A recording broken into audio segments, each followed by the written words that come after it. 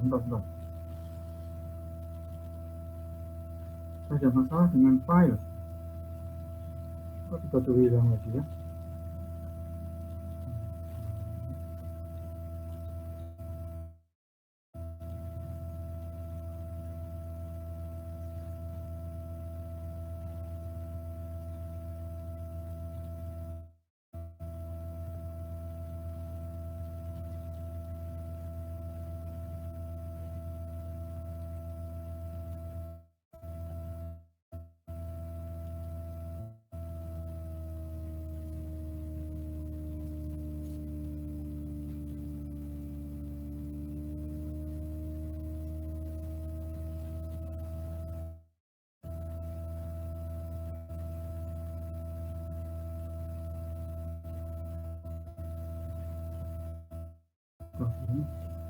Bentar ya, saya cari di ini aslinya.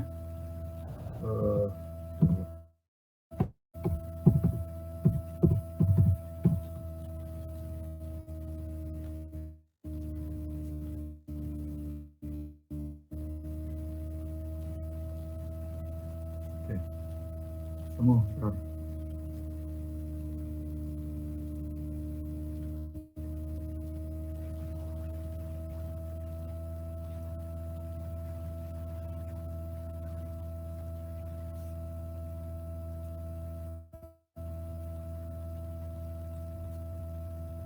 Aneh, kenapa ya?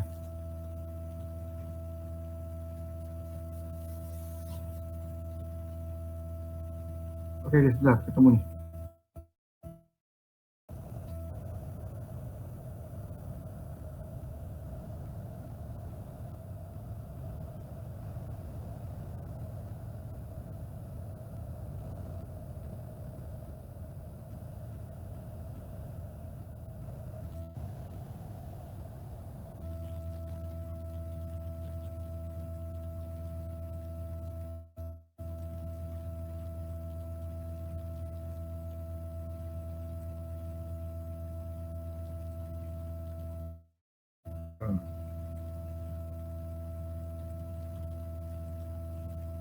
Oke.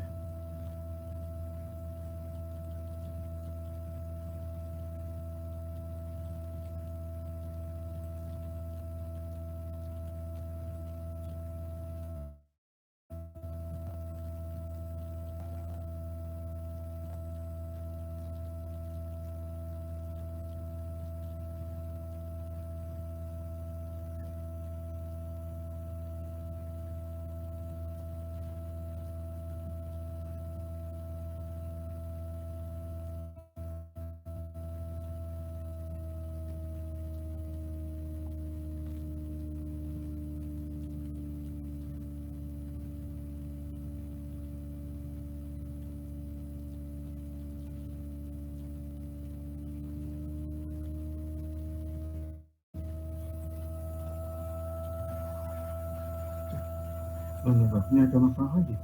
Kenapa ya nggak bisa di nggak nyang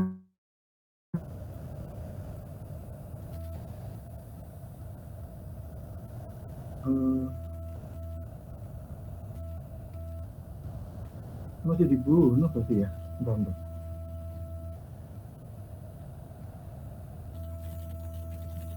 Coba ini file aslinya, nomornya ini ya.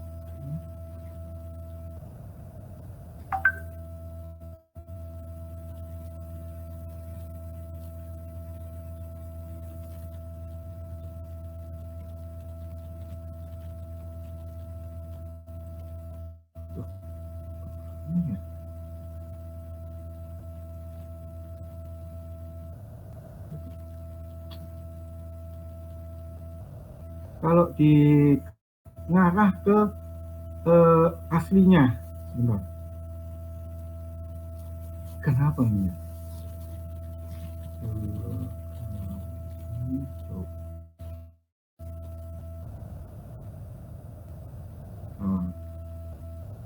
Apa harus diginiin dulu ya? Detail. Coba ya, saya coba yang aslinya saya save aja. Coba ya, kita ulang.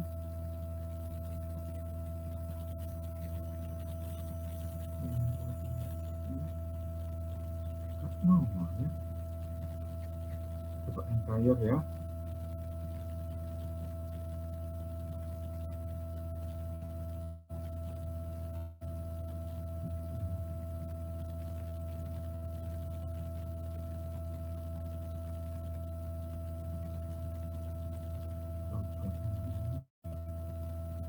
Kan aneh. Diklik ke aslinya. Ya udahlah kalau dari sini nggak apa-apa. Di layar Anda ini kelihatan ya. Nih, convection heat transfer. Ya, aneh gitu ya. Saya tuh udah download, terus kemudian save aja ya. Harusnya ada dong di layar ya. Terus saya ulang ya.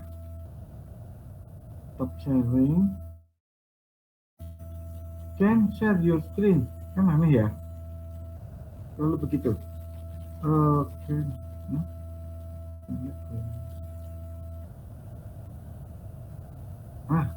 Baru muncul sekarang. Kok gitu ya? Kenapa ya?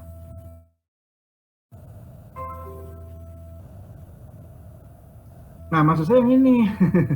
baru bisa nongol nih. Top convection. Halo, ini enggak? Nongol enggak? Sudah, Pak. Sudah.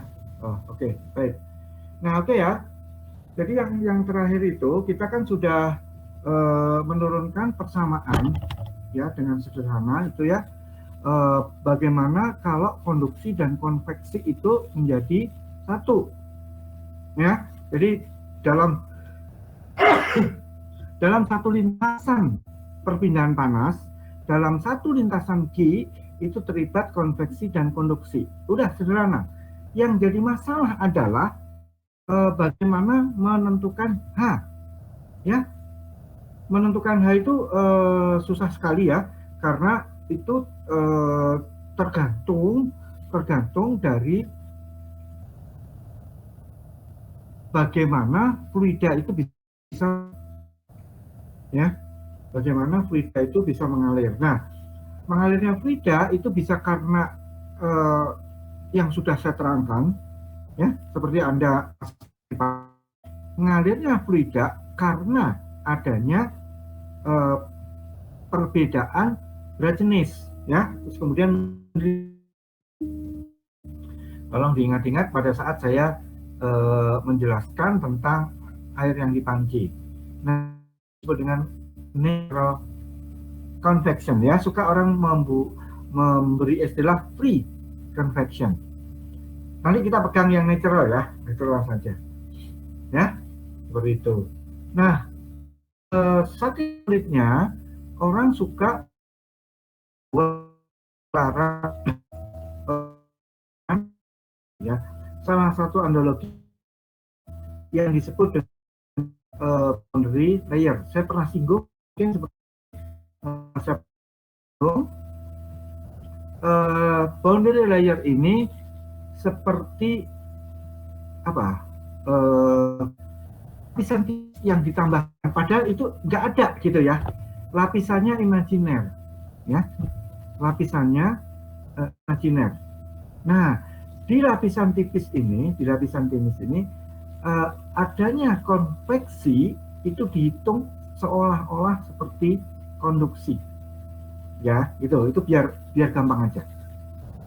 Gitu. Nah, prinsip boundary layer ini susahnya adalah bahwa kita harus selalu mengimajinasikan ada film tipis yang jadi masalah selalu aja ya. Loh, tipisnya itu seberapa gitu, berapa tebal dari layer yang kita imajinasikan ini ya, seperti itu. Oke ya, kita langsung aja ke bawah ya, bawah yang seperti ini, yang di atas pendahuluan dari PPT ini sudah banyak kita bicarakan ya. Oke, sekarang di sini aja dulu langsung bahwa jenis konveksi ya, tadi ada free. Yang kedua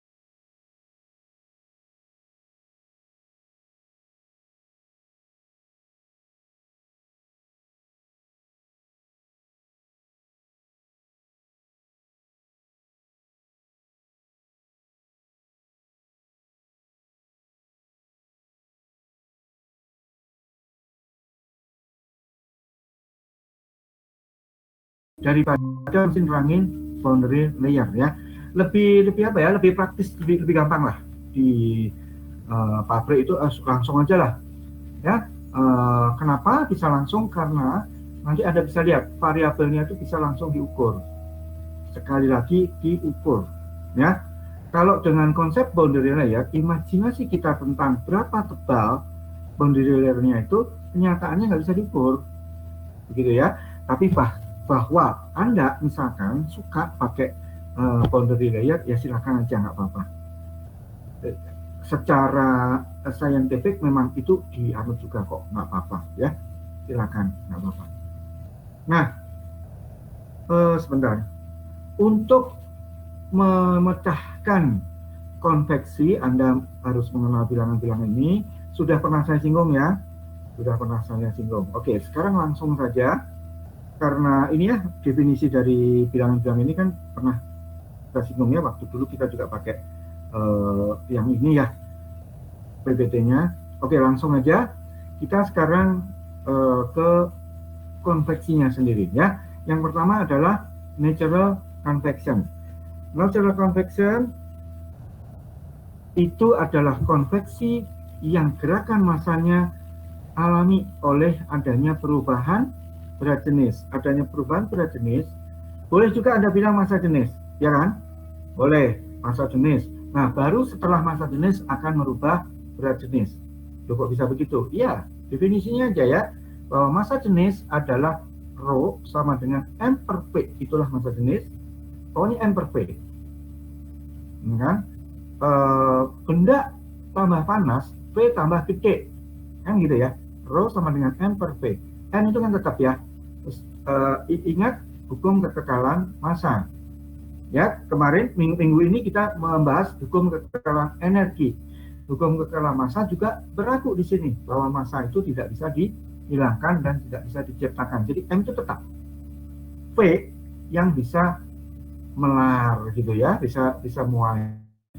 Gitu. Kalau lebih panas maka P akan nambah gede sehingga Rho akan nambah kecil ya, Rho akan nambah kecil. Nah, dari situ maka kita memakai hukum Archimedes ya, Archimedes yang kedua ya, bahwa berjenis akan menempati bagian atas ya, benda itu seperti yang saya ceritakan, air dan telur misalnya gitu ya, tergantung ya.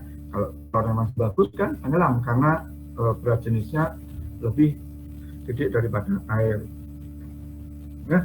Atau dengan kata lain, kalau kita pakai berat jenis ya langsung lebih dari 1. Nah, kenapa gitu?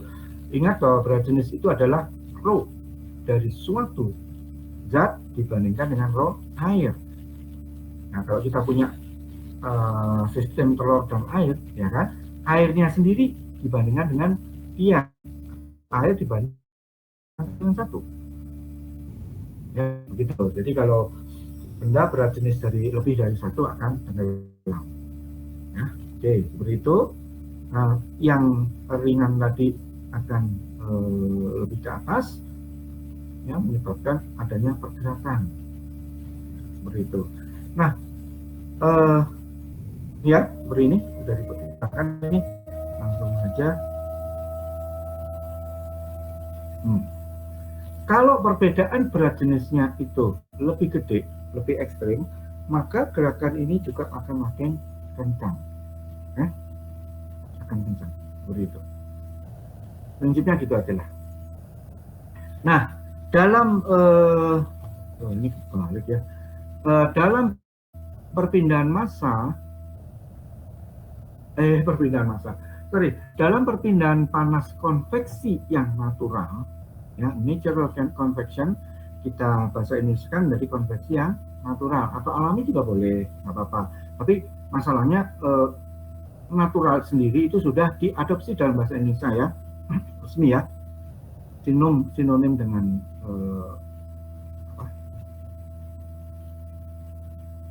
sinonim dengan alami ya. Ya. Kan sudah ya kemarin, nanti harus kita review ya, harus kita review. Oke. Seperti ini ya. Kalau seandainya Anda mempunyai vertical plate and vertical cylinder, jadi ada konveksi di sekitar plat dan silinder vertikal, ya, maka nanti HD per K atau bilangan Nusselt, kemarin ingat ya apa yang disebut dengan bilangan Nusselt? Ya ini bilangan Nusselt itu aslinya adalah HL per K, itu aslinya. L itu suka disebut sebagai, di sini nggak ada ya, L itu suka disebut sebagai characteristic length, ya, characteristic length apa? Merupakan panjang karakteristik dari pergerakan perpindahan panas. Tuh, ini sebentar, kok nggak ada ini ya, gambar gitu ya, sebentar. Nah, ini ya, misalkan begini, lihat nih, di silinder ya. Kalau di silinder, pergerakan perpindahan panas Q itu kemana sih? Kan ke arah radial ya, ke arah radius, ke arah jari-jari ya, dari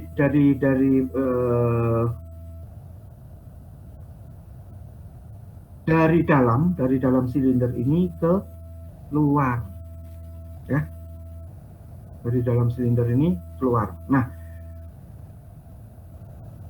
length yang karakteristik atau characteristic length dari perjalanan, dari perjalanan perpindahan panas di benda silinder itu adalah nih di sini nih, kayak gini, diameternya ya, nih diameternya. Anda bisa protes, lah kan bukannya dari tengah ke samping itu jari-jari?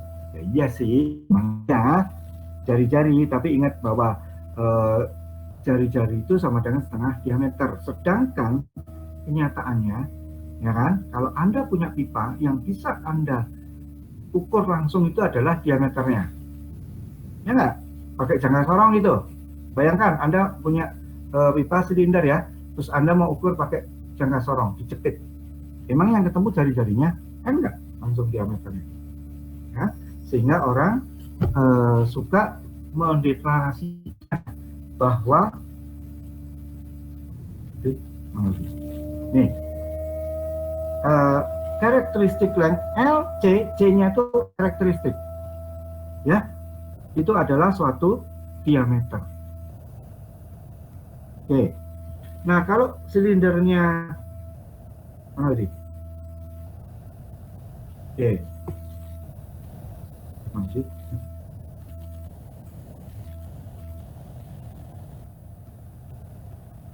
Nih, silindernya vertikal itu langsung kayak gini. bilangan Nusret angka ya nih 0,825 tambah gitu ya. Ini bilangan Rayleigh dibagi dengan gini-gini bilangan. Ya, jangan dihafalkan. Saya juga nggak hafal. Karena apa? Rumus ini ditemukan secara empirik, bukan secara analitik matematik. Apa artinya empirik? Artinya empirik adalah rumus ini ditemukan dari pengalaman di laboratorium. Ya, kita punya data, kemudian data itu kita plot aja. Pokoknya plot aja deh ya. Setelah kita plot, kemudian kita cari regresinya. Gitu, dicoba-coba. Nyobanya nggak seperti kita ya. Kalau kita kan paling dengan Excel dicoba linear, dicoba kuadrat, ya kan? Angka 3 aja juga udah nggak mau kan? Dicoba logaritmis, ya kan? Dicoba eksponensial kayak gitu. Ya kalau Anda penelitian betul tentang ini, apalagi dokter gitu ya, lo nyobanya bisa ratusan kali, serius. Gitu sampai betul-betul mendapat kalau dokter untuk korelasi ya. Jadi R kuadrat untuk percobaan Anda itu mencapai 0,99. Jadi hanya ada error ya 0,01 bagian atau berapa? 1%. Ya kan? 0,01 itu kan sama dengan 1/100. Berarti kan 1% saja errornya. Ya, dicoba-coba. Anda tidak dikasih kewajiban untuk menjelaskan, loh ini kok bisa pangkatnya 1/6, pangkatnya 8/27, dari mana? Nggak perlu. Ya, nanti seorang kandidat ya, dokter yang menemukan regresi sudah sampai R sama dengan 0,99, biasanya sih itu juga kurang puas gitu, tambahin lagi 0,999 gitu ya. Jadi ketelitiannya sampai 0,1%, begitu ya. Tunjukin aja, ini saya punya data. Nah, diulang sampai berapa kali? Ya kalau program dokter ya tergantung sih ya, tergantung dari kebutuhan ya ulangan itu. Kalau Anda kan biasanya di penelitian cuma sekali aja udah, atau paling banyak 3 kali kan gitu kan ya. Kalau Anda program dokter nggak bisa, paling tidak 7 kali diulang ya, 5-7 kali. Tapi kebutuhannya itu ada hitungannya sendiri loh secara statistik ya. Saya harus ngulang berapa kali nih untuk membuat orang percaya, itu ada ketentuannya dalam statistik ya. Jadi sekali lagi ini tidak usah dihafalkan, nanti kalau ujian ya biasanya kita membuat statement, silakan dicontek gitu ya, rumus-rumus ini. Anda nggak perlu bawa rumus ini semuanya ya. Ini dicontek aja, dimasukkan ke kertas ya. Biasanya kertas folio bolak-balik. Nah, kalau nggak bolak-balik ya kertas folionya 2 lembar, tapi satu muka saja masing-masing ya. Nah, biasanya langsung aja deh folio bolak-balik, nah kayak gitu ya. Jadi diharap Anda nulis, tapi ya saya sih nggak bisa batasin ya. Kalau Anda mau ngeprint istilahnya ngedit ini, ngedit terus kemudian Anda ceplok aja ini rumusnya jadi kecil-kecil disusun, boleh juga, nggak ada masalah ya. Oke. Nah, itu pun masih ada semacam syarat ya. Syaratnya D-nya lebih dari gitu ya, 35 L per bilangan Grashof ya, dipangkatkan 1/4 ya. Ini syaratnya. L itu adalah apa? L itu panjang kalau di sini ya, betul-betul panjang. Oke ya, jadi sebentar. Ini yang vertikal ya, pokoknya NNU sama dengan ini aja ya. Anda sudah hafal kan? Nggak apa-apa, sebenarnya nggak apa-apa, itu kan masuk dalam contekan ya. Kalau bisa sih apalah bilangan-bilangan yang sederhana. Sebentar ya, mana Bentar. Nih, palingan perantal itu kalau saya CP mu ya ngapalinnya ya, CP mu per K. Mu CP juga boleh. Ya. Yang kanan aja ada Anda hafalkan. Mu itu adalah viskositas, CP kapasitas panas biasanya, K adalah konduktinitas. Nah, Prandtl number itu sudah ditemukan orang segini ya. Liquid metals itu apa? Ya kayak raksa gitu ya. Prandtl numbernya segini. Gas itu antara 0,7 sampai 0,1 gitu ya, dan seterusnya. Air itu ini paling susah nih air nih. 1,7 sampai 13,7. Terus kayak gimana gitu ya. Gitu. Nah, biasanya kalau untuk zat-zat yang gampang kayak misalkan air, minyak, cairin, coba Anda lihat tuh. Minyak aja 50 sampai 100 ribu, nggak ada kepastian. Ya. Jadi kalau Anda nanti penelitian terus kemudian berhubungan dengan bilangan Prandtl, gimana? Ukur. Lihat nih, Prandtl itu menjadi suatu rumus yang gampang dibongkar. Lihat sebelah kanan ya. Mu diukur pakai apa? Ya, pakai viskometer ya, biasa Oswald dan sebagainya ya. CP mau pakai bom kalorimeter juga boleh. Itu ya. Atau kalau tidak, yang namanya CP dari suatu bahan itu secara detail zaman sekarang itu sudah ada di literatur, serius. Oke, kalau enggak, Anda bisa buka HISIS terus kemudian di situ ada referensinya. Ya. K juga begitu ya. Sudah ada di literatur secara detail. Jadi kita tinggal lihat, tidak usah coba sendiri di laboratorium. Terus mu gimana? Ya, sama aja. Di buku-buku kayak buku Perry ya, Perry's Chemical Engineers Handbook. Nah, gitu kan. Lengkap gitu. Ya. Nah, kalau Anda misalkan mempunyai zat baru, misalkan yang plastik kayak atau kayak gimana ya, atau Anda sudah menemukan, ya memang jadi harus syukur.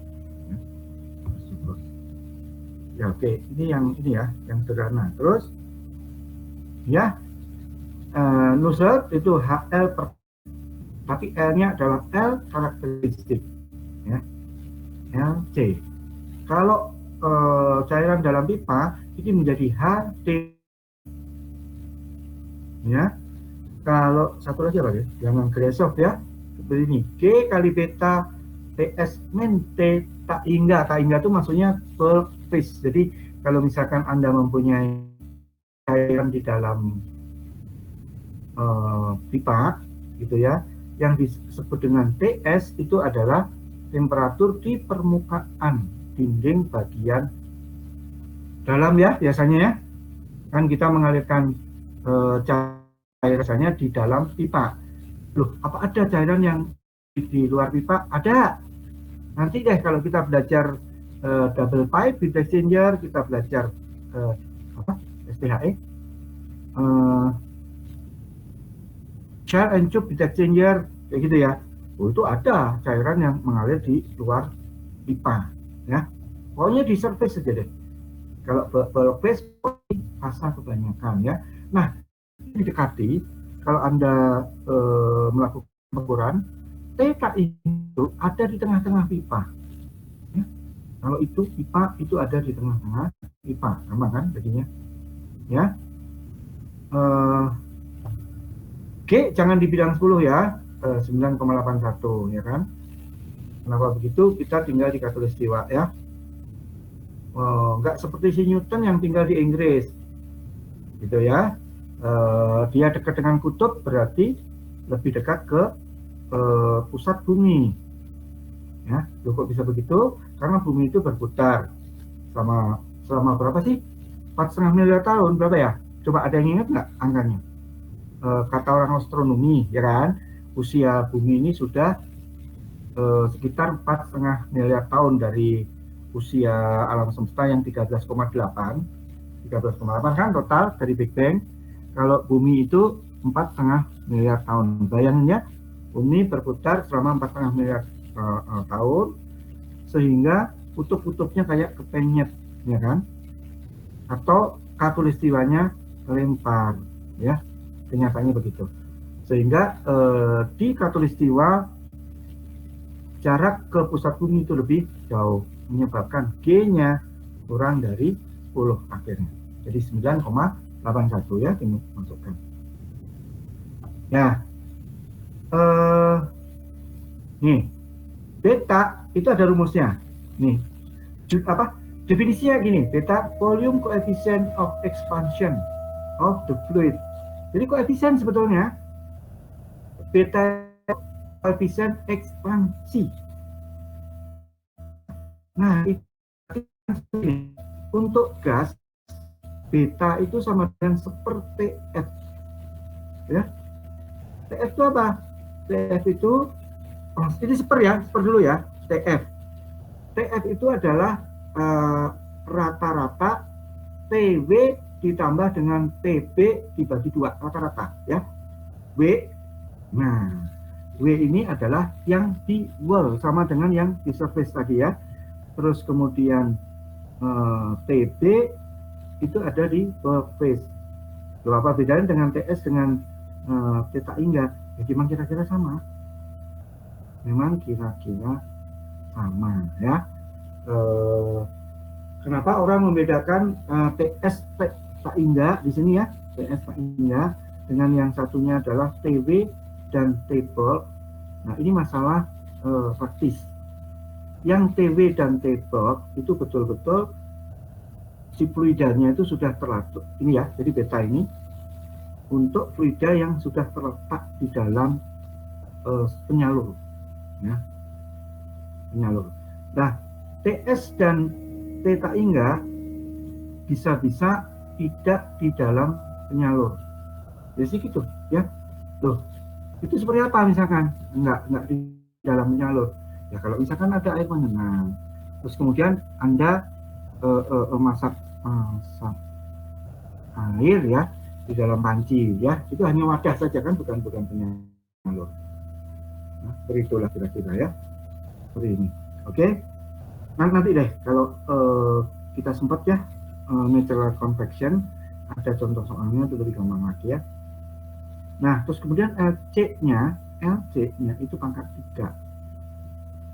Oke, dibagi dengan nu. Ini bukan T ya, tapi nu. Nu kuadrat. Nu kuadrat adalah ini nih, paling bawah ya. Kinematic viscosity. Ya, kinematic viscosity yang disebut dengan nu itu sama dengan mu per rho. Seperti harusnya ini sudah ada di ARP. Ya. Kalau enggak, tolong omongan saya dicatat ya, tapi saya nggak tahu, mungkin Anda sudah merekam ya, silakan aja ya. Nu itu adalah kinematic viscosity. Nih satuannya langsung aja ya, dalam SI itu meter kuadrat per second. Definisinya adalah mu per rho, tinggal dimasukin aja semuanya ya kan. Rho kan gampang, ini semuanya jadi variabel yang gampang diukur ya. Kalau G kan santai ya kan, Anda nggak usah ukur sendiri gitu. Yang paling sulit mengukur itu sebetulnya TS dan TW ya, itu persis di dinding soalnya. Nah, tapi nggak apa-apa, jangan hati-hati kalau Anda di penelitian ya ketemu kayak gini, pakailah termokopel, bukan termometer. Kalau termometer gampang ya, tinggal dicelupin di bulk phase-nya, di fluidanya kayak gimana ya, seperti itu. Jadi ini ada seninya nih ya, ada seninya untuk mengukur beta dan TB ya. Kalau TB kan di wall ya. Ya berarti sana wall. Kenapa ya? Sebentar. Enggak. Ya, ini lupa. Ya. Ini ada seninya nih. Kalau di beta itu kan yang dilihat adalah bulk phase. Ya, artinya apa? Massa kebanyakan. Kalau massa kebanyakan biasanya diwakili oleh bagian tengah dari fluida itu. Jadi misalkan ini yang susah kalau di panci gitu ya. Kalau di di pipa itu bisa sama-sama tengahnya ya. Yang bulk phase itu di tengah, nanti theta inga juga di tengah. Tapi kalau di panci beda. Bulk phase itu ada di tengah panci. Jadi termometernya harus masukin.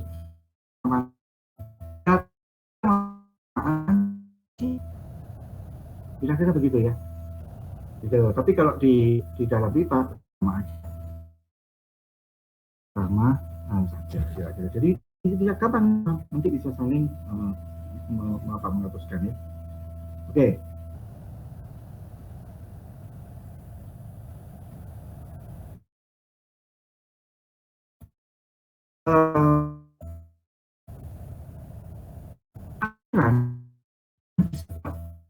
Pergolakan natural jadi seperti Jakarta. Kenapa? Batasnya itu laminan atau turbulen. Cuma ya ada, nah seperti yang ini, lihat di bawah. Kalau GR-nya lebih dari 109 dibilang turbulen. Jadi, tapi turbulensinya bukan karena pipa yang dialirkan dengan pompa loh ya, bukan. Tapi Anda bayangkannya di panci ya, nggak Anda apa-apain, terus pancinya ditaruh di atas kompor. Nah, pergolak ya, kalau membentuk bilangan GR grace of ya, ini bacanya ya, lebih dari 109 itu berarti alirannya turbulen. Ya, kalau kurang dari atau sama dengan langsung transisinya apa? Ada. Ya, nih kita pegang yang ini yang sama. Ya, Anda bisa cari ini di Wikipedia juga ya. Ya, oke. Nah, terus kemudian sebentar mana ya? Berarti bilangan Nusselt untuk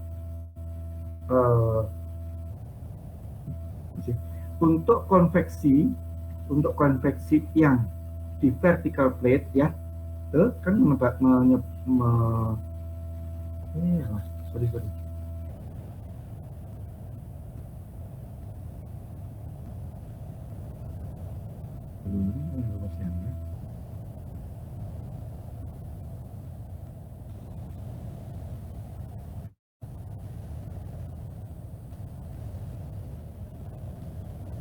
Langsung aja ya di sini. Jadi sebenarnya ada rumus umumnya ini. Bentar. Nah, ini dia.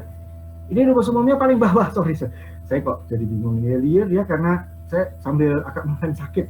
Aduh, mestinya sudah ke dokter PHT tapi ya gara-gara ini lah capek. Sampai kuping saya tahu udah kenapa ya. Kata dokter umum harus ke dokter PHT. Di treatment ya. Oke ya, seperti ini nih. Ini rumus umumnya. Bilangan Nusselt NU berarti H apa tadi? HC per K, atau kalau nggak HLC per K itu sama dengan bilangan yang nggak diketahui A itu suatu konstanta, GR dikalikan PR langsung pangkat N. Ya. GR PR suka diterjemahkan atau didefinisikan sebagai bilangan Rayleigh. Ya. Bilangan Rayleigh gitu. Tapi seandainya Anda tulis kayak gini yang paling bawah, nggak apa-apa. Itu lebih apa? Lebih aman lah, ya. Bahwa Anda harus cari bilangan Grashof. Bilangan Grashof tadi sudah ya, definisinya apa? Terus kemudian bilangan Prandtl. Nah, ini kan sudah juga definisinya ya. Jadi semuanya sudah bisa digor ya. Ini barusan kita bahas, ini juga udah tadi dibahas. Nih, kayak gini ya. Ini umum. Nah, kalau umum gimana? Alah, mau di dalam pipa vertikal mau horizontal terserah. Anda tinggal temukan A dan N saja. Ya. Nah, penemuannya harus Anda harus masuk laboratorium. Kenapa? Persamaan ini NU sama dengan A kali GRPR pangkat N, ini pun juga persamaan empirik. Persamaan empirik ya. Di ARP mungkin Anda sudah kenal persamaan ini, disebut dengan apa? Hubungan atau fungsi ya. Saya suka disebut, kalau saya lebih suka disebut fungsi. Fungsi bilangan tak berdimensi. Ada 3 bilangan nih, Nusselt, Grashof, dan Prandtl ya. Saya biasa suka nulis NU sama dengan FGR, PR ya. Tapi oke, kita pakai ini aja. Sinopsis juga gini kok nulisnya. Ya. Jadi ini yang umumnya ya. Yang khususnya kayak gini, Anda tinggal dimasukkan. Terus kemudian kalau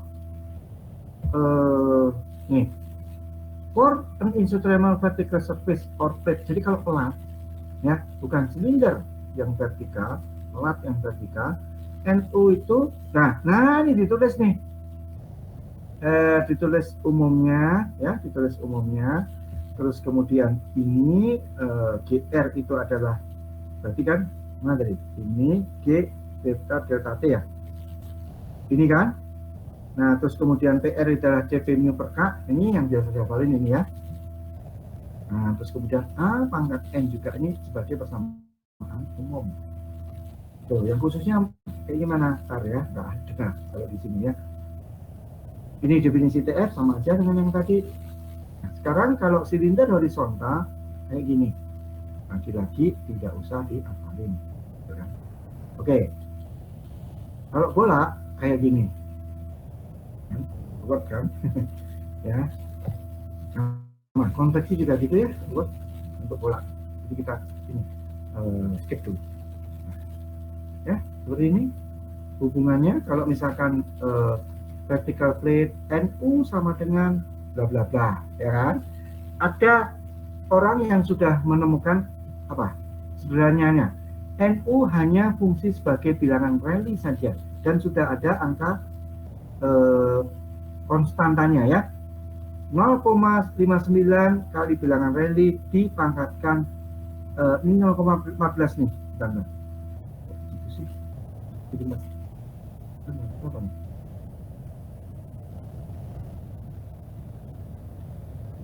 Oh sorry, ini nih ya, RA pangkat 1/4, bukan ya, pangkat 1/4 ya.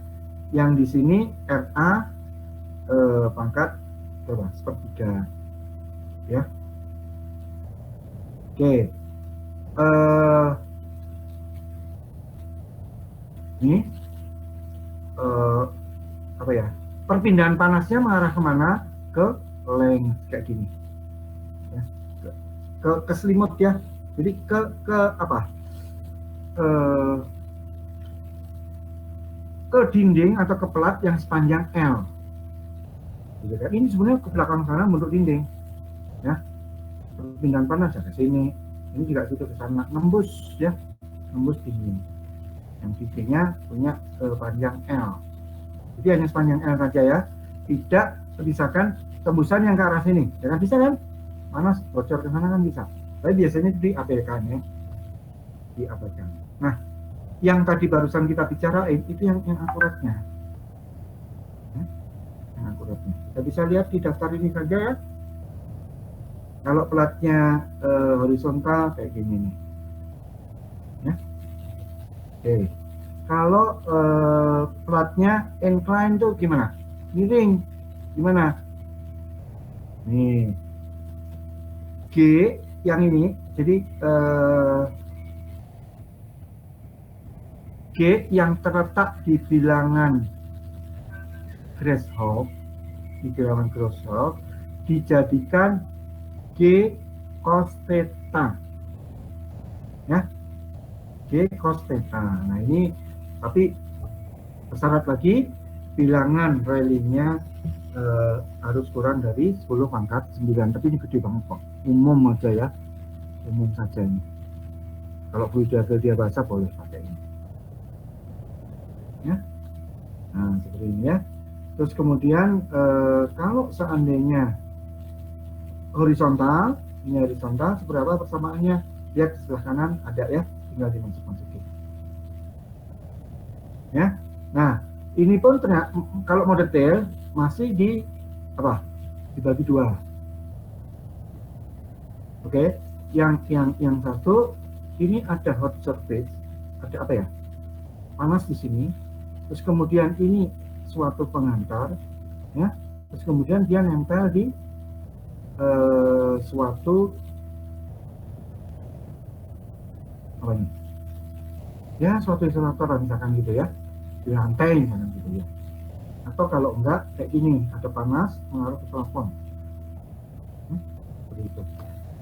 Yang ini pokoknya apa ya? Surface yang isolator ya, kira-kira seperti itu. Ini ya persamaannya, nggak usah dihafal semuanya, tidak itu. Silinder seperti ini. Vertical cylinder treated as vertical plate jika D-nya itu 35 L dibagi dengan bilangan Grashof-nya lebih dari D ini dari D ya. Horizontal kayak gini ya, gimana ya? Kalau bola seperti ini. Nah, oke, kita sudah meninjau semuanya, walaupun tidak memahami satu persatu. Yang penting Anda tahu ya bahwa segitu sulitnya untuk mencari H, sehingga orang harus menemukan hubungan antar bilangan tak berdimensi. Nah, seperti misalkan ini ya, Nusselt, Rayleigh, dan Mantel. Nah, begitu. Anda baca sendiri ya, diulang. Saya udah ngomong sebetulnya waktu kapan itu ya, lupa lagi. Apa itu bilangan Prandtl, apa itu bilangan Nusselt, ya kan? Terus kemudian apa itu satu lagi apa ya? Oh, dua itu aja ya. Saya baru ngomong Prandtl dan Nusselt, ya kan?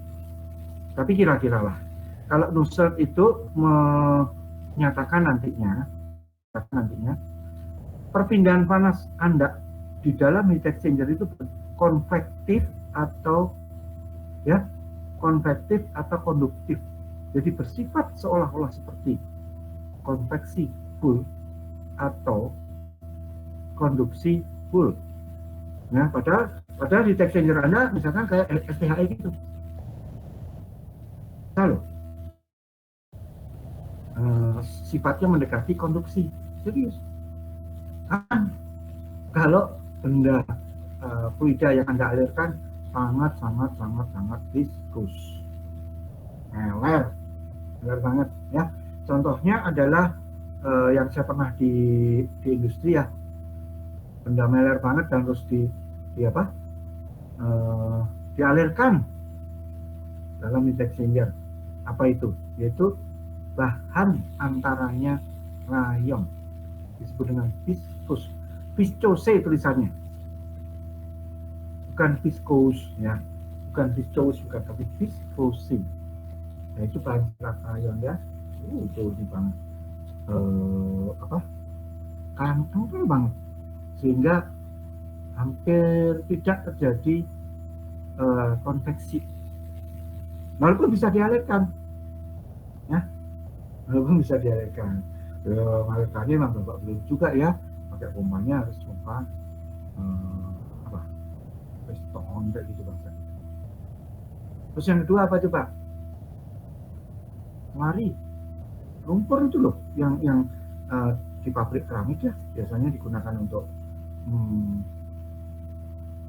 membuat lantai keramik. Kan ada yang disebut dengan lantai granito kayak gitu ya, ada yang keramik biasa. Memang sekarang ada banyak ya ininya, jenisnya saya sampai nggak hafal. Nah, seperti itu ya. Itu ya bilangan Nusselt, konvektif atau konduktif. Oke. Nggak ada urusan dengan radiatif. Nggak ada urusan. Yang dirinya cuma dua itu. Ya. Sedangkan Prandtl itu di sini tadi ada Prandtl. Itu kan merupakan perbandingan panas di sistem Anda bisa nyebar karena momentum, karena ada aliran fluida yang Anda paksakan masuk di dalam pipa ya, atau karena adanya perpindahan panas itu sendiri. Jadi sebetulnya kalau mana sih tadi? Ya, nih molecular diffusivity of momentum ya. Jadi momentum, kalau saya bilang momentum diffusivity juga kayak gitu. Jadi penyebaran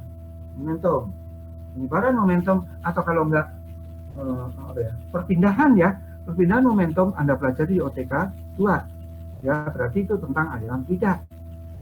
Jadi panas itu bisa disebarin karena memang fluidanya ngalir gitu ya.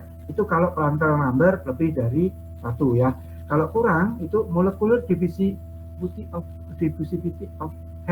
heat ya, molecular diffusivity of heat. Nah, jadi apa? Kalau Prandtl itu di bawah 0,1, nih kan, kurang dari 1, itu berarti apa? Perpindahan panas itu bukan karena aliran, bukan, tapi lebih karena getaran molekul. Ya, kayak gitu. Nah, jadi gimana nih? Suatu saat Anda punya zat, ini kan apa? Sifat fisik, sifat fisik apa sih? Sifat milik ya. Sifat yang dimiliki oleh zat itu. Kalau di dalam bahasa Inggris namanya behavior. Apa itu behavior? Ayo, cari ya di kamus di dalam bahasa Indonesia. Kalau saya terjemahkan sesuai dengan ya paling tidak dosen saya lah ya, yang di ITB sana dulu, dia bilang behavior itu sifat milik. Beliau ngajar saya bukan aliran fluida atau perpindahan mass, bukan, ngajar termodinamika ya, almarhum Pak Yusuf Muin namanya ya. Wah, tuh saya sangat kagum dengan beliau. Karena apa coba? Beliau itu cuma S1 Yusuf Muin itu ya. Tapi untuk menerangkan termodinamika yang segitu rumit, pakai diferensial sampai lipat-lipat gitu ya, integralnya nanti berarti juga lipat-lipat, tapi dengan cara yang sederhana, luar biasa ya. Itu termodinamika. Tapi tetap aja pada saat beliau mesti menerangkan tentang entropi, wow, ceritanya kemana-mana, bukan apa-apa ya. Memang entropi secara alami seperti mana ya, seperti itu. Ya, gampang kalau entropi bayangin aja hari kiamat. Oke, itu ya kalau untuk Prandtl ya. Jadi gimana nih? Kalau mau dipanasin panas, siapa tahu begitu PR itu dengan Prandtl itu gede, gampang udah. Berarti di dalam alat fluida, di dalam Anda, di dalam alat perpindahan, apa sih? HE, apa itu? Di dalam HE ya, heat exchanger Anda, nggak usah dikasih alat yang digunakan untuk memindahkan fluida. Ngerti nggak? Jadi fluida Anda itu panasnya nanti pindah sendiri, masanya juga. Artinya apa? Ya sudah, pokoknya alirin aja deh. Jadi ini di dalam ya. Kalau boleh Anda masukin STHE, Anda memasukkan ke dalam Anda pakai umpan. Kedua, bisa itu nanti masih berpindah atau ngalir ya di dalam. Ya. Nah, apa? Kalau misalnya ya, yang Anda perpindahkan panasnya itu misalkan viskos tadi ya, atau kalau nggak apa, madu tadi ya, kalau yang sehari-hari, atau kalau nggak oli ya, tahu banget yang SAE-nya itu udah di atas 80 masih biasa tuh, 120-an lah ya, 120-an. Artinya apa?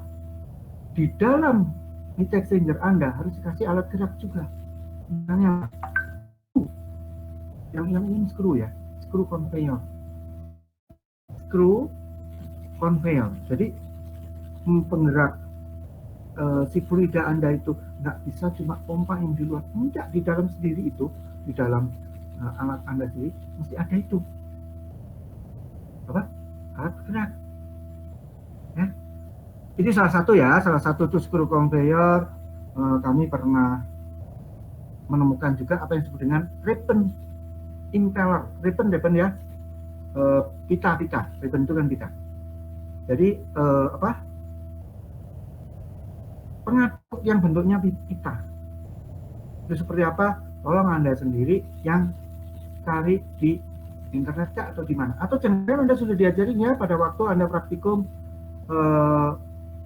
mengadukan mixing ya di lab apa, kalau dulu namanya satuan operasi gitu kan, mau dibilang lab OTK juga boleh kan, operasi teknik kimia ya, boleh ya. Ribbon impeller yang di lab OTK nggak ada ribbon impeller, adanya kan apa, yang pedal, turbin, atau satunya lagi yang propeller atau baling-balingnya. Nggak ada ribbon impeller, kayak gimana? Anda sendiri yang cari ya. Nah seperti itu ya. Jadi peran teliti menentukan di dalam alat perpindahan panas mesti dibagi dengan alat gerak atau enggak. Nah rata-rata enggak ya. Biasanya bilangan pantangnya ya lebih dari 1 dan jauh. Ya, dan jauh. Nggak tahu tuh kemarin kan siapa nih? Yang tugas saya ya. Dan saya dan Bu Emanuela, ayo berapa itu perangkalnya? Nah, biasanya kalau fluida di dalam di dalam industri ya, apalagi industrinya industri petrochemical industry gitu, petrochemical industry itu kira-kira 40-an halaman aja, 30 sampai 40 lah. Di sini dibilangnya light organic fluid 5 sampai 50 ya. Jadi enggak lah ya, water itu segini. Kalau oil ya, oil itu biasanya 40-an, 5 sampai 50 di sini bilangnya. Nah, pengalaman saya ya, sudah ya, 30 40. Ya, itu. Ini yang mana ini yang ke di sini aja langsung. Oke. Ini ada apa? Latihan, Anda bisa ini sendiri. Ya, seperti itu ya. Tadi masukin. Nah, terus kemudian, nah ini nih, saya hanya bisa menampilkan sampai di sini. Nah, terus kemudian, kalau seandainya ya, ini bukan natural convection, berarti kan nggak ada bilangan Grashof-nya, ya kan? Kalau di sini selalu ada bilangan apa? Rayleigh itu mengandung bilangan Grashof kan, karena Rayleigh adalah PR kali GR. Ya.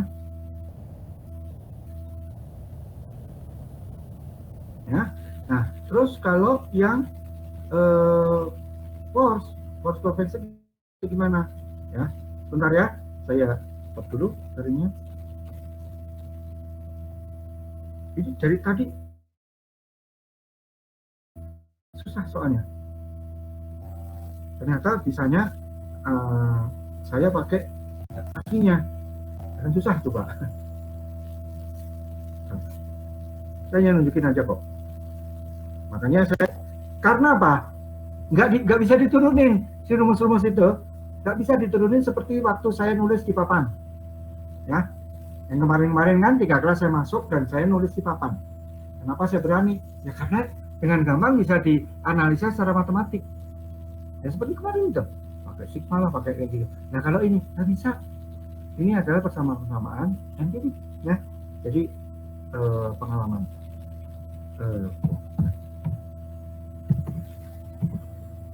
Ya.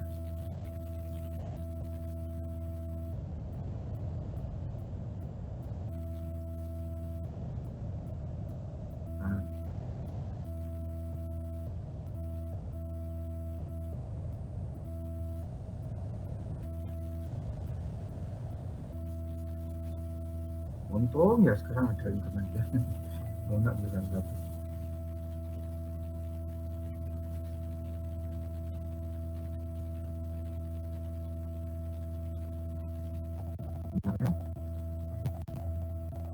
Ya, mudah-mudahan ya kita bisa ini ya selesaikan sebelum jam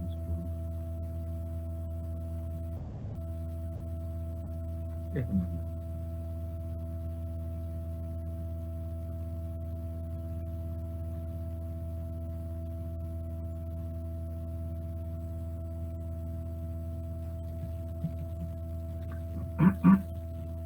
Sudah, mau lagi bisa di-share.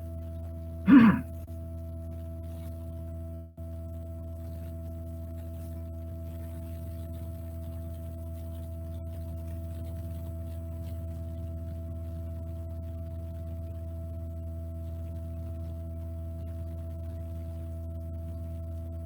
ini ya. Ini sebenarnya di depannya ada ya. Nah ini saya langsung sini ya, yang force convection ya. Ini klasifikasi dan sebagainya sama aja kan dengan yang tadi. Terus saya langsung ya.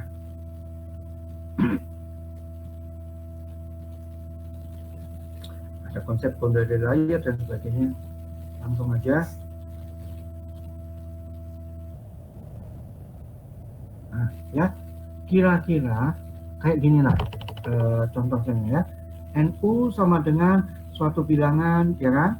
Nah, kalau tadi ada bilangan Grashof, sekarang nongol bilangan Reynolds. Ya, kayak gini nih rumus-rumusnya. Jadi harus Anda perhatikan. Pertama-tama adalah syaratnya. Kan ini kan force ya, jadi kan dipaksa mengalir. Ya, mengalir di mana? Misalkan di dalam pipa. Ya, di dalam pipa, atau kalau enggak ini di dalam plat gitu kan. Nah, terus kemudian dicari ya di laboratorium bagaimana hubungan antara bilangan Reynolds dan bilangan Prandtl kayak gini. Ya, tolong Anda jangan ngejar saya, ini 0,664 dari mana, 0,5 dari mana, jangan tanya saya. Nah, tanyanya di buku-buku. Nah, toh mereka juga paling cuma cerita ya. Ada cara di jurnal, si ahli ini mencoba gitu ya di laboratorium ini gitu ya, di universitas ini, ketemunya langsung kayak gini ya. Jadi rumus ini tidak ditemukan secara analitis matematik seperti yang sudah kita lakukan pada minggu ini, tetapi ini secara empirik di laboratorium ya, seperti itu. Ini juga jangan dihafal, bukan apa-apa. Anda baca ya jurnal yang terbaru ini bisa dibantah, serius, dengan gampang dibantah. Bahkan mungkin Anda bisa masuk lab ya kan, terus menemukan sendiri bilangan-bilangan ini. Loh, kenapa bisa begitu? Nah, karena mereka ini, si ahli-ahli ini ya, si ahli-ahli ini mencobanya rata-rata dengan air. Nah, Anda mungkin mau mendirikan UMKM kali ya, gitu ya. Anda apa istilahnya, mengolah hasil atau produk ya, produk lokal, misalkan kayak gitu ya, produk-produk lokal. Nah, sehingga Anda ketemu dengan fluida yang dihasilkan misalkan saja oleh bahan pangan lokal, ya kan? Nah, kalau fluida yang dialirkan dari bahan pangan itu apa kira-kira? Apa ya? Yang produk-produk lokal nih, kita mau lakukan pasteurisasi atau sterilisasi, ya kan? Itu harus dipindahkan kan panasnya ke dalam si fluida itu, ya. Nah, Anda misalkan mau memproduksi temulawak lah ya, itu saya dari dulu gemes, tapi saya juga nggak bisa ya, dari dulu berkutik gitu kan. Temulawak itu suatu produk lokal yang rasanya sangat khas, tapi yang bikin gemes dia nggak bisa, bukan nggak bisa ya, belum ada yang berhasil membuat si produk ini mendunia ya. Padahal beberapa penghasil temulawak itu enak sekali loh hasilnya ya. Antara lain ya bukan apa-apa, dulu di kota saya di Jawa Timur, saya di kota kecil ya, di Blitar, di depan rumah sakit di sana itu ada tukang yang bawa dorongan itu ya, suka kita panggil Pak Ran ya, cuma nama lengkapnya siapa ya beliau ini ya, ini sama sekali nggak tahu ya. Ya sekarang udah wafat, dulu aja udah tua gitu kan ya. Aduh, itu yang namanya Sari Temu namanya ya, nama si gerobaknya itu, dia jualan temulawak.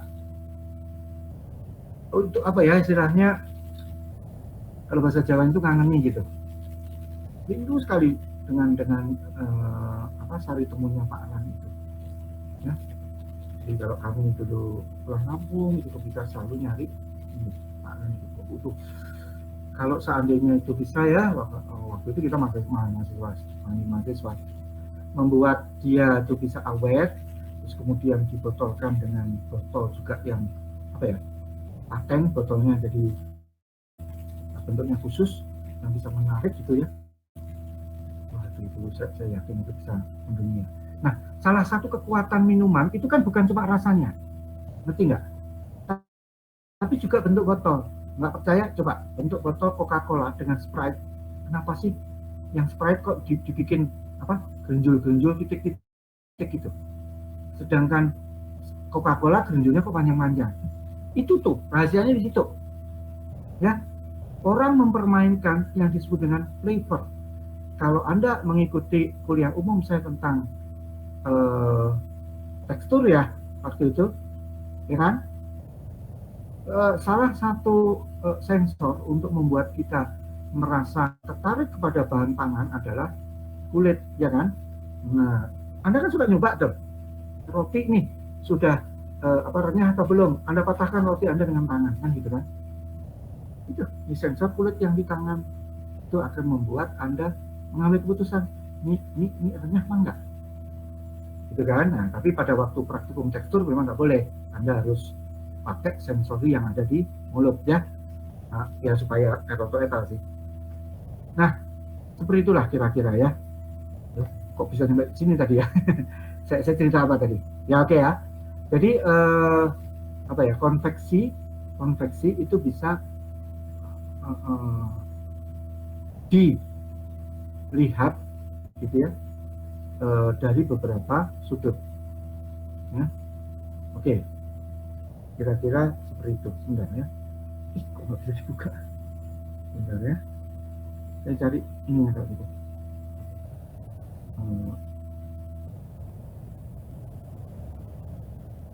Pasnya ya, masih nyetop di sini. Dan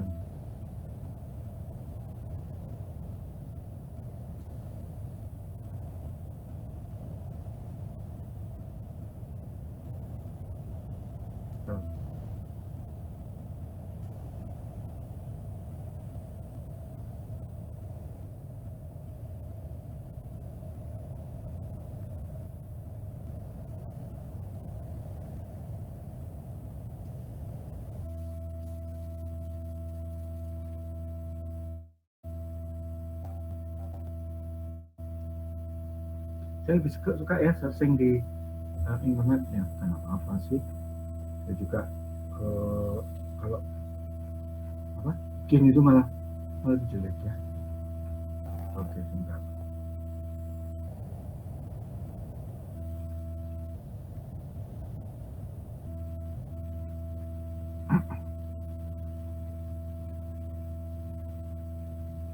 Ini dia.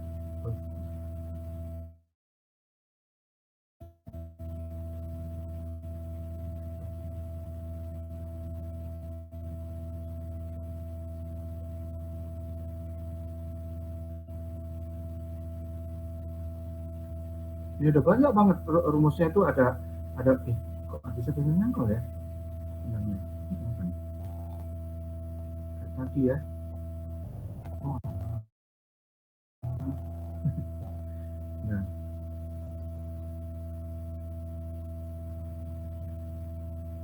saya lupa mematikan ini ya.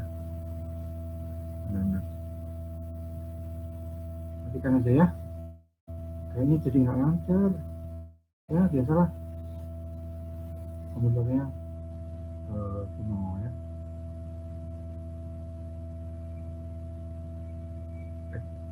Apa bisa jalan kok ya?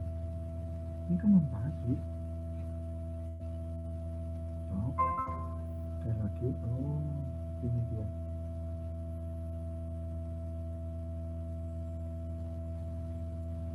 Bentar ya.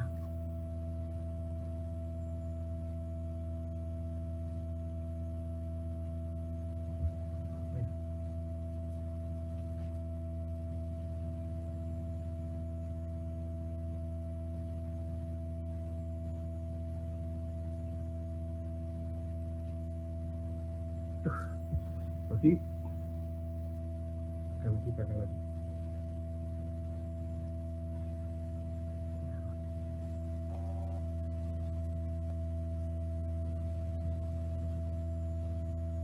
Apa ya ini komputer saya sebenarnya? Coba ini saya buka.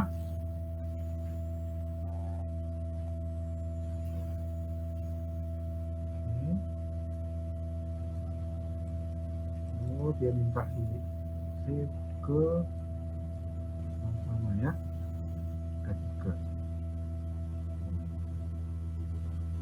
Ini nih harusnya emang komputernya udah dinyalain dari tadi, terus kemudian ini disiapin.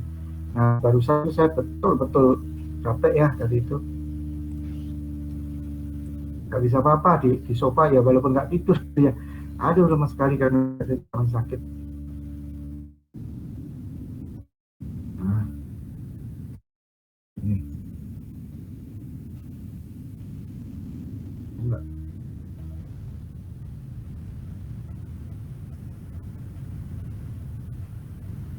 Ah, sip.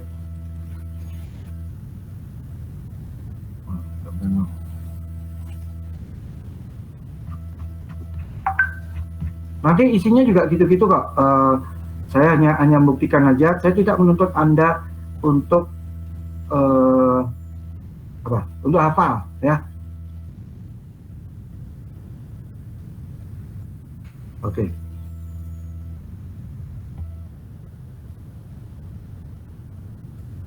Bismillahirrahmanirrahim. Mudah-mudahan nyangkol nih sekarang.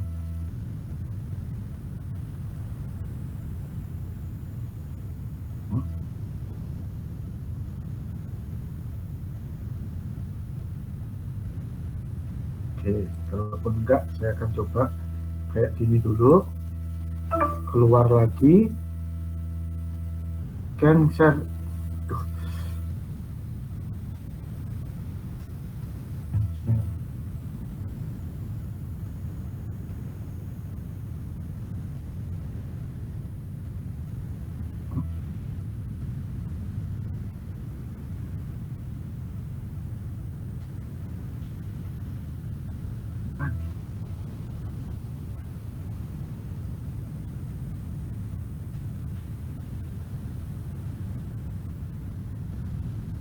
Bisanya sudah ini ya, tampak gini, tapi nggak nyangkol dia ke apa ke sininya. Malah kembali lagi ke Google. Ini nggak menyangkol.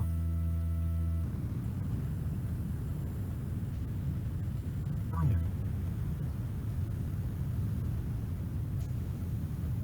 Tuh, entire ya.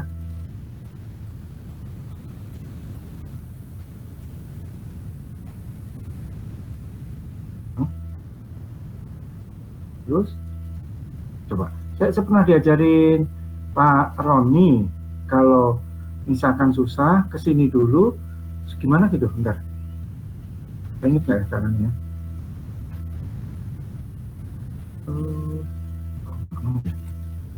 Sekali lagi, ini saya sudah dalam kondisi terbuka layarnya. Lanjut window screen.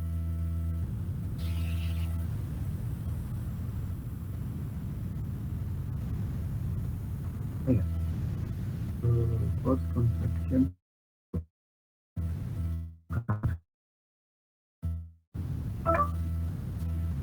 You must grant permission in order to. Oh gitu ya. Atau ketutup share screen-nya. Kenapa ya kayak gini? Dari ini apa? Kontak person. Kalau nggak admin. Kenapa ya? Nggak mau apa? Bentar. Oh, apa kebanyakan saya buka ya?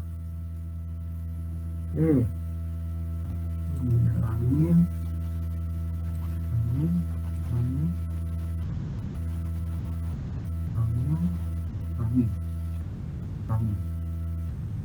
Coba. Terus kemudian PowerPoint-nya yang tadi saya ulangi semua ya. Oke. Oh ya, berat mungkin ya. Sekarang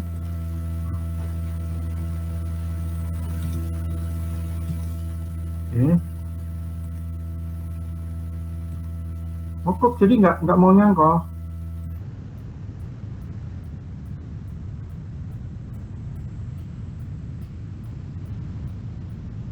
Baru mau nih sekarang ya.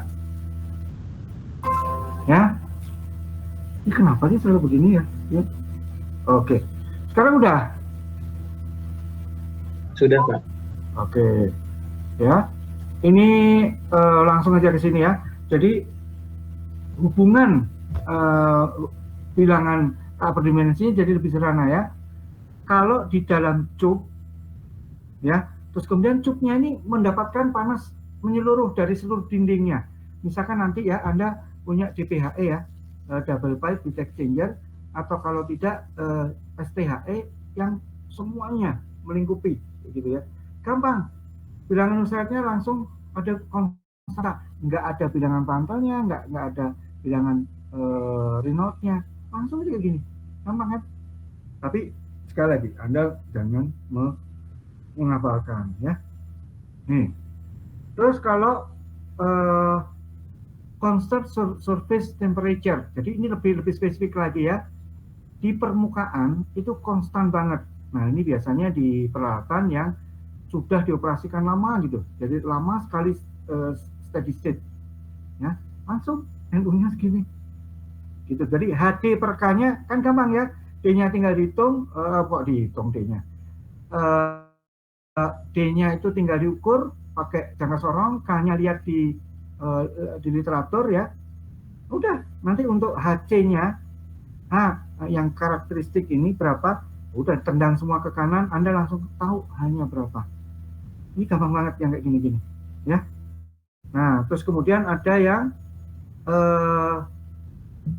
turbulent flow, tapi hanya berlaku untuk 6 derajat sampai 60 derajat. Itu kayak gini nih, NU sama dengan 0,023 RE 0,8 kali PR pangkat N. Nah, N-nya 0,4 kalau fluida Anda dipanasin. Kalau didinginin 0,3. Oke, aman kan? Gitu ya. Terus, nggak usah ya, sampel, tinggal masukin. Nih, kalau flat plate, ada nggak usah sampai sini, pusing.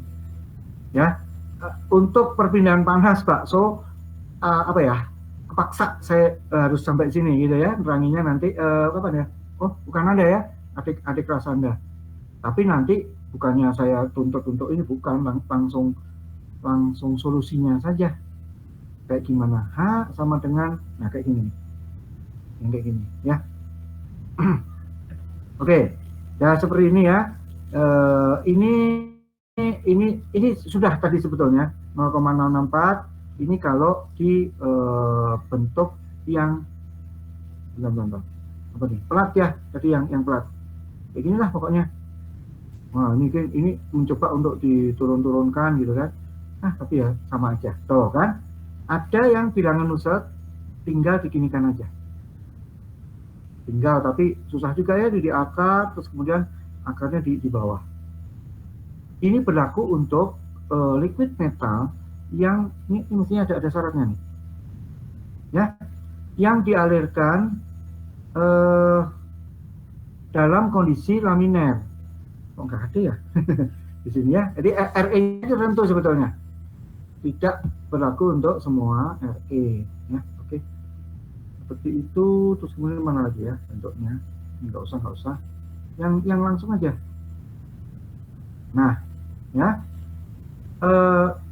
kalau plate ya, ada pelat, terus kemudian dia tidak dipanaskan semua bagian ya. Nah kayak gini nih biasanya pelat terus kemudian dikasih api tapi cuma tengahnya gitu ya, cuma tengah pinggir-pinggirnya enggak, jadi nggak menyeluruh. Beda kan dengan Anda punya DPHE, kalau nggak STHE semua pipa itu terkurung oleh steam misalkan gitu, semuanya, semua bagian ya diselimuti oleh steam. Dan ini kan enggak, hanya sebagian saja kayak gini ya, hubungan bilangan Nusseltnya ya, lagi nggak usah ini ya. Oke, untuk logam cair ini ada lagi ya. Kalau tidak secara menyeluruh ya dipanaskan jadi kayak gini, nah kan ringan, lihat aja. Udah, saya juga nggak akan ngeluarin kok di dalam ujian yang kayak gini ya. Oke, terus kemudian apa ini? Nah, ini khusus gas sebetulnya. Nah, ini gas. Untuk udara bisa lebih gampang lagi, NU-nya sama dengan kayak gini. Ya. Oke, yang netral konveksi udah tadi. Nah, lumayan kan? Ini sebelum jam 10 ya. Baru setengah 10 juga udah selesai. Ya. Nah, saya hanya menunjukkan itu saja, gitu ya. Yang penting saya itu udah nunjukin gitu jenis-jenis konveksi, ada natural convection, terus kemudian ada forced convection, dan seperti apa mencari konstanta konveksinya ya. Konstanta konveksi adalah H, oke, disebut dengan konveksivitas juga boleh gitu. Nah, sesulit itu kita memecahkan persoalan H gitu ya. Tapi paling tidak nanti Anda tolong kuasai untuk yang di dalam pipa, nanti ini ya. Terus kemudian untuk fluida yang normal, encer aja fluidanya ya, bukan untuk fluida yang viskos. Di sini satunya lagi. Nah, yang gini-gini kira-kira ya. Yang NU sama dengan ini Prandtl gitu ya. Nah, saya biasanya kalau misalkan harus mengeluarkan fungsi bilangan tak berdimensi, ini saya kasih jika gitu loh, ada pipa atau enggak di luar pipa tapi berbentuk anuler ya. Anuler itu kayak di ini loh, DPHE tadi ya. Kita segera belajar tentang DPHE minggu depan ya, langsung nanti hari Senin saya pakai papan tulis lagi ya, supaya Anda tahu gitu penurunannya gimana. Karena untuk menurunkan DPHE bisa pakai analisis matematis, nggak usah pakai empirik kayak gini. Nah, kalau yang empirik nanti saya suka ini ya, tampilkan pakai inilah gitu kan. Tapi Anda harus mendefinisikan sendiri apa itu Nusselt, Prandtl, dan Reynolds ya. Caranya gimana? Anda contek, nggak apa-apa, di dalam satu lembar bolak-balik ya, lembarnya folio ya. Ya kalau mau pakai 4 ya nggak apa-apa, nanti rugi sendiri kan ya. Oke ya, seperti itu. Bentar. Ini saya juga mau sambil lalu aja. Saya langsung aja deh dari sini.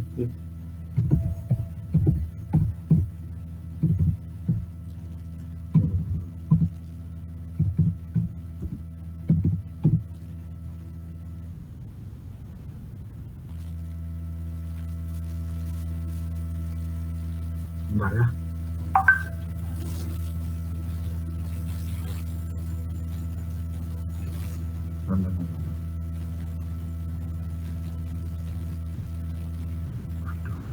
Agak lupa yang mana ya. Oke.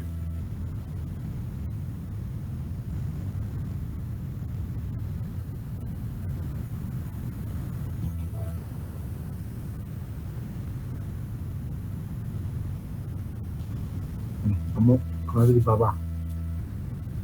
Anda bisa seperti saya, kalau mau belajar dari internet yang gampang, itu dari Scripted. Tapi ini, anu ya, harus bayar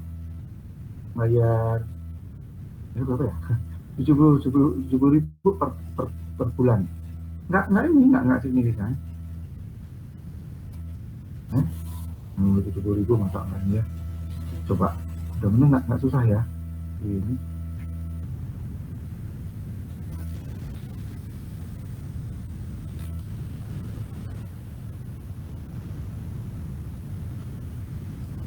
Ya, Anda sebetulnya sudah mendapatkan ini di mana? Di SMA ya. Oke, langsung aja tuh kan. Nah, ini lupa ini sih.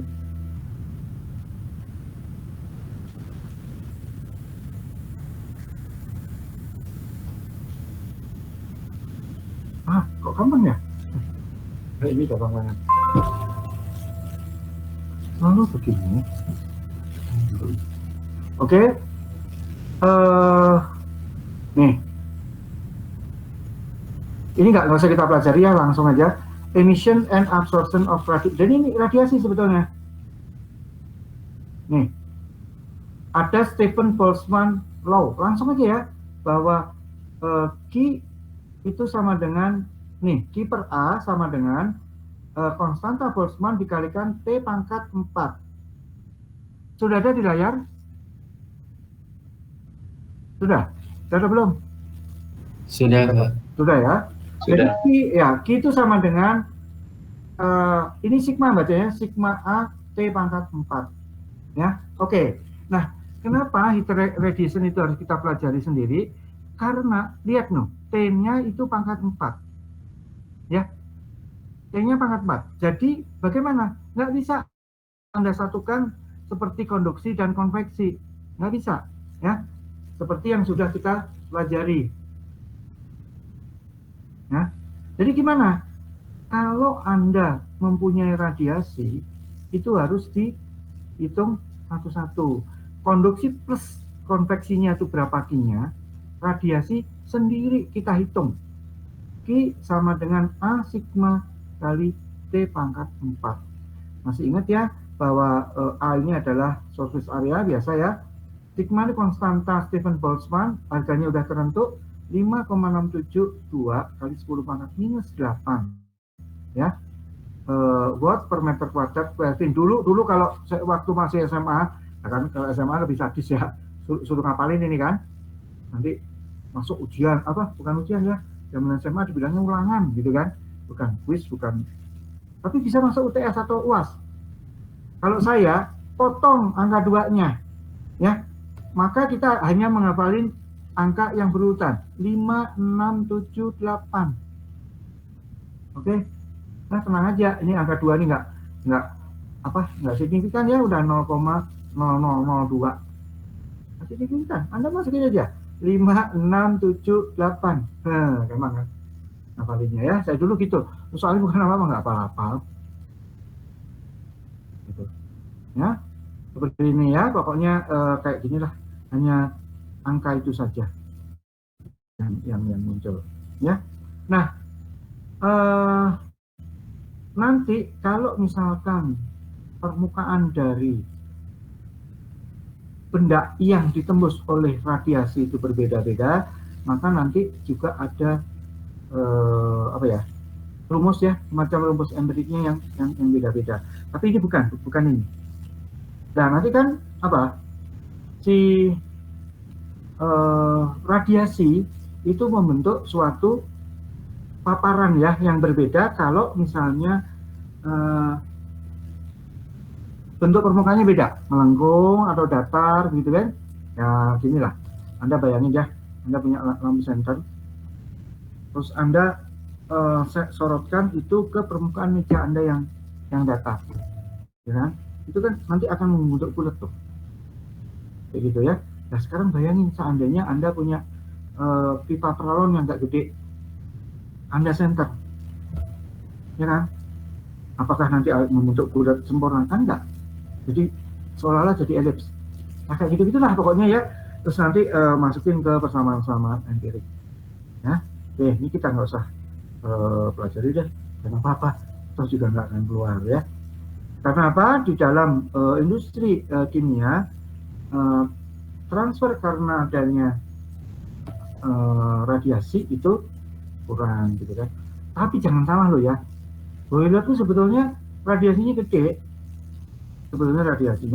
gede, tapi tetap aja kalau dibandingkan dengan konveksi dari udara panas ya yang diciptakan oleh api itu, jadi bukan diciptakan oleh api sih ya, sebetulnya diciptakan oleh pembakaran dari bahan bakar, ya nggak? Misalkan pembakaran bakar Anda apa? Minyak yang disemprotin, ya kan jadi gas CO2 ditambah 2O. Ingat ya rumusannya ya, apa? Persamaan reaksinya. Hidrokarbon ditambah O2 menjadi CO2 ditambah H2O, masing-masing ada konstanta stereometriknya. Ya. Ingat ya, kayak gitu. Coba dibuka lagi dibuka lagi catatan SMA, kalau enggak buku-buku di SMA. Nah, seperti itu. Ya, oke. Dan ini gasnya kan memang banyak sekali. Dan apa? Di dalam boiler suhunya itu tinggi banget. Nah, sehingga nanti nilep si pancaran apinya sendirilah. Kenapa juga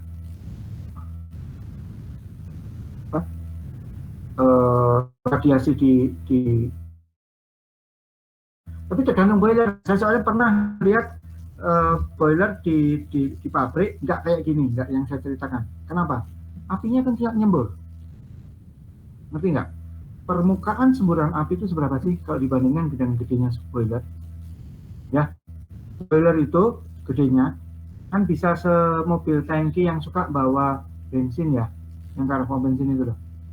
Ya, segitu tuh boiler. Nah apinya kan seujungnya nozzle itu aja. Ngerti nggak? Jadi nanti A dari api yang ada di dalam boiler gede banget. Kecil banget ya. Dari pancaran apinya kecil banget. Tapi gas panas yang dibawa oleh hasil reaksi kimia memenuhi boiler itu, ya, memenuhi boiler, itu luas permukaannya adalah sama dengan luas permukaan interface yang disentuh oleh gas panas tadi. Ya. Jadi interface yang mana? Interface misalkan cup boiler. Nah, cup boiler kan banyak sekali, berarti permukaannya luas banget. Jadi Q konveksi, karena Q konveksi ingat ya, Q sama dengan HA delta T. H-nya itu kan gede banget. Ya, dibandingkan dengan radiasi yang apinya cuma segede semburan nozzle. Oke ya. Tapi saya tuh pernah loh ngelihat ya di industri, aduh ini produsennya cerdas banget ya. Jadi si apinya tadi apa? Nyalanya itu tidak dari nozzle yang tunggal gitu. Nozzle-nya itu membentuk anus. Apa artinya? Kayak double pipe, pipa double ya. Api muncul dari pipa yang luar, terus dari pipa yang dalam disemprotkan steam loh. Juga kaget tuh, kok steam ya? Apa tidak mematikan api? Itu kan steam itu H2O ya, ternyata tidak. Dan semburan dari steam itu kan steamnya nanti akan membentuk kayak pola konveksi gitu kan, dia menyebar ke seluruh bagian dari boiler itu. Lah apinya tuh kayak menyebar ke seluruh bagian boiler akhirnya. Serius. Jadi gede banget kan si Padahal itu dari api yang kecil terus kemudian disebarkan oleh steam. Ya, pas saya pikir-pikir gitu kan baru baru inget ya, wah goblok banget saya ini ya. Nah kan segitiga api itu apa coba? Panas, bahan bakar, ya kan? Panas, bahan bakar, dan satunya lagi oksigen. Ya, asal tiga-tiganya itu terjaga kan nggak masalah. Ya, jadi bahan bakar yang masuk disemburkan ya di nozzle itu tetap bisa jadi api kalau steamnya panas. Loh kan steam itu bukan dingin, ya nggak? Jadi tetap tuh banyak apinya tetap nyala di sumber steam. Loh kenapa saya bisa ngelihat? Lah rupanya boilernya itu dikasih side glass namanya ya. Side, terserah ya, Anda mau bilang side glass kalau pakai Inggris British ya, atau side glass kalau pakai American English. Silakan, nggak salah kok dua-duanya ya. Side glass, lah side glassnya ini apa ya? Tahan banget sama api. Ya, cuma saya nggak sempat mengamati ya, tapi saya pernah melihat gelas ya yang tahan tekanan sampai 40 bar waktu itu. Tapi suhunya nggak anu ding, suhunya nggak tinggi, tapi bisa loh nahan tekanan 40 bar itu gelas itu. Tapi rupanya kacanya bukan kaca silika, dibilangnya kaca safir ya, kaca safir. Nah, saya nggak tahu tuh yang di boiler yang ada side glassnya tadi ya, apakah itu kaca safir? Bisa dilihat bagian dalamnya itu. Karena nyala ya jadi terang kan bagian dalamnya, gitu kan. Tapi masih kok. Jadi side glass itu ada dua ya. Yang satu tuh buat lampu sorot, masukin gitu. Ya, seperti itu. Ya, oke. Jadi nanti kalau radiasi mau dilibatkan gimana? Ngitungnya satu-satu. Jadi Q sama dengan yang kemarin kita pelajari ya. Q sama dengan Q konduksi plus konveksi. Kan bisa disatuin tuh. Ditambah dengan Q radiasi. Radiasinya nggak bisa dicampur karena T-nya pangkat 4. Nah, seperti itu. Ya. Oh, sini hasilnya kayak gini, usah. Ya. Tuh. Kalau mau Anda, ini kombinasinya cuma konduksi ya. Apa? Oh, ya konveksi ya. Oh, dua-duanya. Ya, pokoknya gini lah ya. Pokoknya nggak boleh dicampur. Jadi tetap Q yang konduksi konveksi ditambah dengan Q radiasi sendiri ya. Sesederhana itu. Nah ini kalau apa ya, mau apa disatukan, dipaksain lagi. Tapi saya nggak rekomendasikan ya. Yang ini nggak usah ya. Langsung saja malah yang kesini aja. Ini T pangkat 4-nya utuh ya. T pangkat 4 di mana? Nih yang wall sama T-nya itu surrounding ya. Jadi apa? Pitar. Ya kayak bulkfish lah. Yang B ini pasti wall-nya saja. Ya. Di surface wall. Itu wall. Ya, jadi ini kalau seandainya nanti di pabrik Anda menemui radiasi persamaan ini saja yang saya rekomendasikan. Gampang jadi nggak masukin.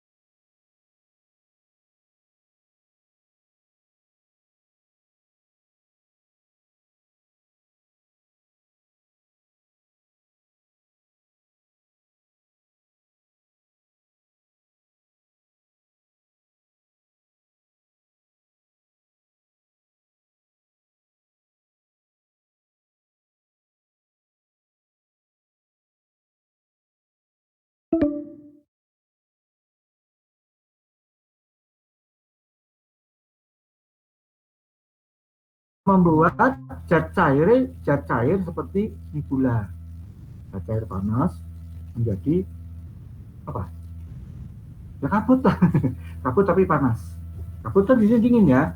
Anda ke Lembang sana mendapatkan kabutnya kabut dingin. Ini enggak, kabut panas, suka dibilang nebula. Ya seperti itu. Ini Anda pelajari sendiri. Tuh, udah selesai. Udah, sampai sini aja. Saya udah tuntas ya untuk menunjukkan untuk yang H, terus kemudian untuk yang radiasi ya sesederhana itu. Ini ya rumus awalnya dari sini. Terus nanti kalau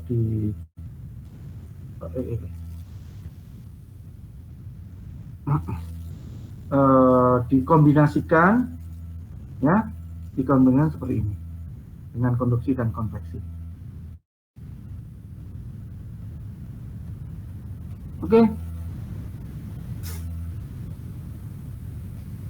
Kalau mau yang C-nya ini jangan ditulis sesederhana ini ya. Nah, ini kebalik nih. Konduksi ya, konduksi diperlakukan seolah-olah jadi konveksi. Jadi nanti kan konvektif ya. Nah, nanti di dalam HC itu mengandung kalau konduksi K per X. Ya. K per X. H apa ya? Jadi konstanta konduksi yang sudah diasumsikan jadi konstanta konveksi itu sama dengan konduktivitas dibagi dengan delta X. Ya kalau nggak percaya coba rumus-rumus saya yang awal dulu.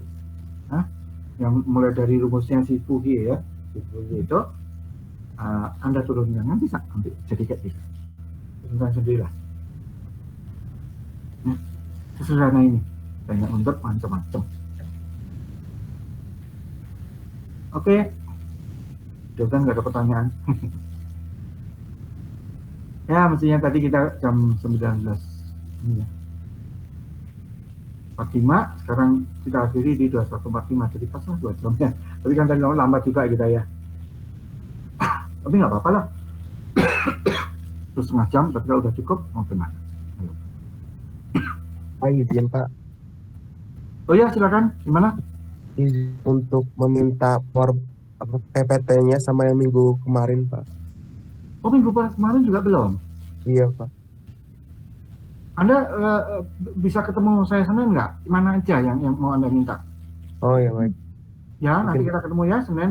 Yang mana aja nanti saya kirim atau syukur-syukur kalau misalkan ini Anda punya flash disk boleh. Atau mau dikirim lewat WA boleh. Tapi kita berhadapan. Baik Pak. Oke. Radian kita ketemu hari apa jadi? Senin. Hari Senin Pak. Kita ketemu ya. Kemarin nggak bisa ketemu karena saya nyidang itu sampai 3 kan udah nggak ada nyidangnya hari Selasa sekarang. Oke. Terima kasih atas perhatian Anda. Dengan demikian kuliah ini saya akhiri. Oke, kita ketemu seperti biasa pada jam-jam yang sudah kita lakukan kemarin ya. Tapi untuk 2 minggu lagi kita harus nyari jam. Kalau yang ini yang online tetap bisa pakai yang ini. Jadi saya ada ada training, ada proyek lah ya biasa sama dosen ini cari-cari bukan cari-cari sebenarnya saya yang diundang gitu kan. Jadi ada PLTU ya batubara di Jepara sana menginginkan anak buah mereka saya kasih pelatihan tentang cathodic protection. Anda kan juga udah ya, kayak gitu tuh. Itu hari Senin Selasa kalau nggak Selasa Rabu. Sampai sekarang belum dipastiin ya. Jadi mungkin yang pas saya di luar kota, ya kita bisa mainkan di hari Kamis Jumat misalkan gitu ya. Atau di Jumat, syukur-syukur bisa di Jumat saja. Ya, syukur-syukur. Tapi belum pasti saya ininya berangkatnya kapan. 2 minggu lagi itu, 2 minggu lagi kita ada masalah jadwal ya. Kalau minggu depan, insya Allah kita seperti minggu yang ini, Senin bisa saya masa bisa rukuk sujud bisa. Nah, oke. Kalau kemisnya nggak bisa.